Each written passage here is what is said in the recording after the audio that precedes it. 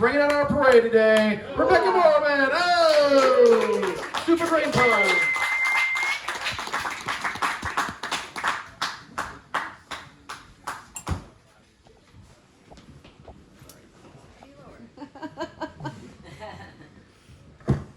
There you go. Screw it.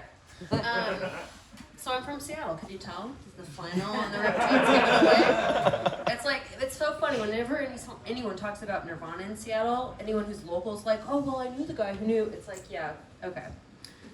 Anyway, my name is Rebecca Moorman. Those of you who are LDS can think of me as a sister wife. And those of you who are non-binary can think of me as Rebecca Moore person. I just recently went this blonde, so you could also think of me as a Becky. And that's fair. The longest relationship I've ever had is with some dude named Chad.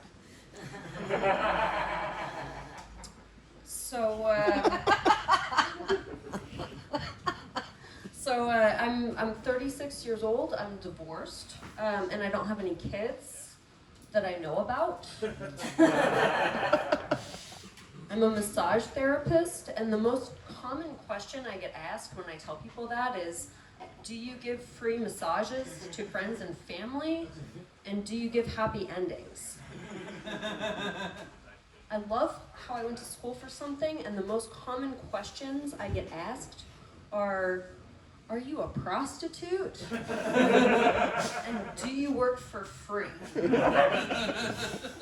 It's like my parents' neighbor was over the other day, and yeah, I live in my parents' basement. And she was like, oh my God, Rebecca, do you massage your parents for free? And she's a nurse, so I was just like, Dan, do you insert catheters for free? So I'm sorry, but what kind of question is that? Anyway,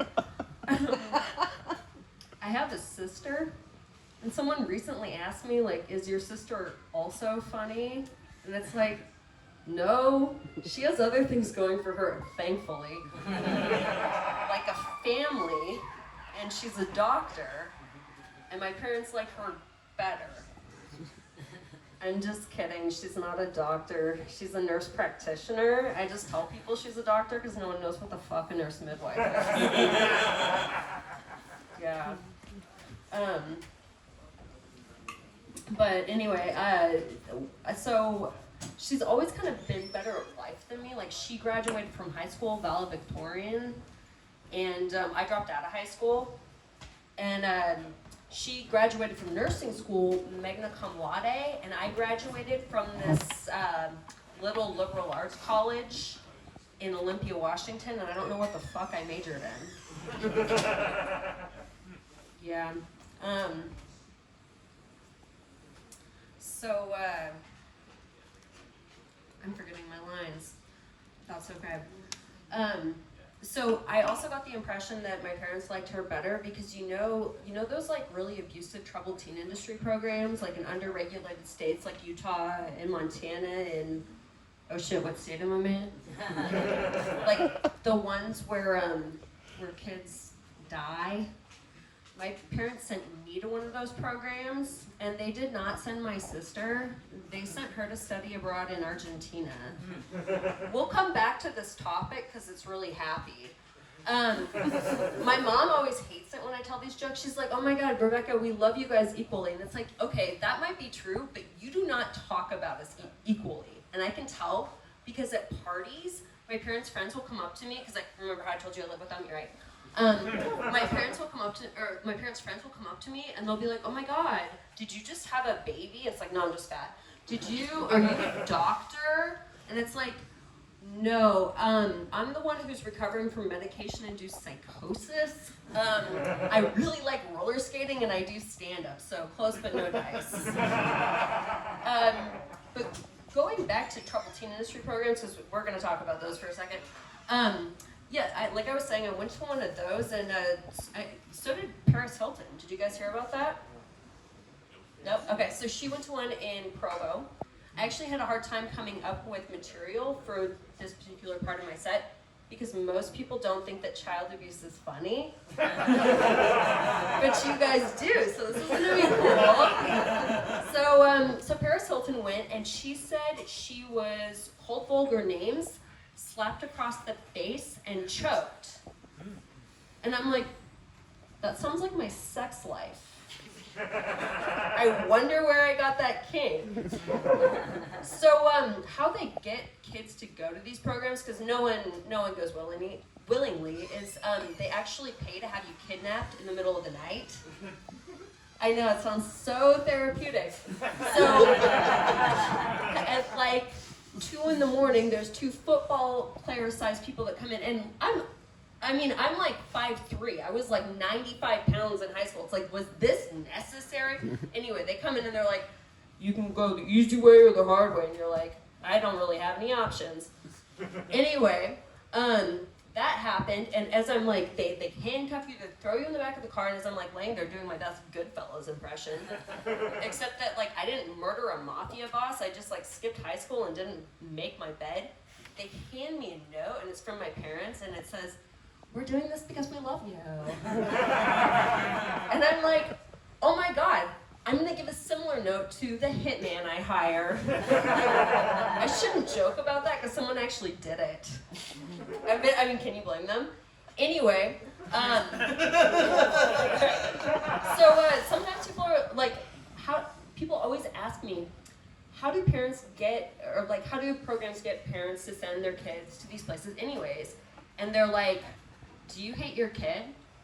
I'm kidding. They're like, does your kid skip school? Do they talk back, do drugs, wear a side ponytail? Do they sigh too much? Do they have a mental illness, or would you like to give them one? Do they have any shred of hope in their eye? So I can send them to, what the fuck state am I in again? You can send them here, you can send them to Ozarks. Anyway, I got sent because I actually party too much, and you can tell that has worked out really well for me. Did you all see how many times I've gone to the bathroom so far? My friend Steve got sent for conversion therapy, and for those of you who don't know, that's like pray the gay away. And anytime I ask him about it, I'm like, so how was it? He's like, it was so successful, bitch. We're gonna change topics again. So in my adult life, my adulthood's been interesting. I got knocked up in college, and so recently I wished the father of my abortion a happy Father's Day. And then I let him know that he owes me like 6 to 8 weeks of child support. I was nervous to tell that joke here. I'm like, am I gonna get arrested? Yeah, I miss you, help me. Yeah, so I gained a lot of weight during COVID, hence the reason why people keep being like, did you just have a baby? I'm kidding.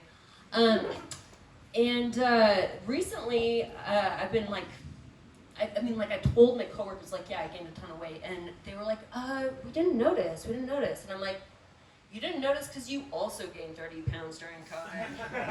It's like, it's all relative. But recently, I've been working really hard to, like, lose my COVID weight, and it's like, no one notices when you gain 30 pounds, but when you lose 10, everyone's like, oh my God, what are you doing? So they're like, what's your secret? And I'm like, diet, exercise, cocaine. You're right, we talked about going to the bathroom. That was, yeah. Yeah. So, I just forgot my lines, which is funny, talking about cocaine.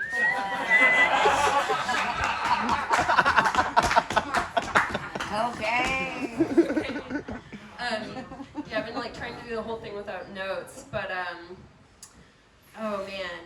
So I slept with a guy I went on a few dates with, and afterwards he told me he was opposed to premarital sex. But based on his performance, I can see why. But it did surprise me for a few reasons, and one of it is no one's ever said that to me after sex before. But also, premarital sex, I mean, the best sex I've ever had was premarital, and I was married for 6 years. And so, like, if you're wondering if that was a jab at my ex-husband, Yes, it was. it was. Speaking of jabs, he was like kind of like domestically violent. Someone's like, oh, that's awkward. No, it's true though, it's true. And now he's a psychiatric nurse in pediatrics. But sometimes people are in really ironic roles. Like John Wayne Gacy ran for a political office. And I don't think he won, I don't even know which one, but, and you guys don't live in Seattle, so maybe this won't be funny to you, but I'm pretty sure he could do better than anyone on Seattle City Council. Ted Bundy worked at the crisis clinic hotline in Seattle, you know, like the suicide hotline, right? And anyway, I figured if he could do it, I could do it. So I did. I volunteered there in high school, and it went okay, except for like all the sexual callers were really awkward. Like that's like awkward when you're 16, right? Yeah. Anyway, going back to the guy who told me he was opposed to premarital sex, he also told me that my pooch made me look pregnant. Again, another person telling me I look pregnant. And it's like, I know he's an asshole, but I've dated so many assholes. I'm gonna be like a statistic. Murdered by some guy who claims to love me. That was a domestic violence joke. All right, you guys, that's my time. Thank you.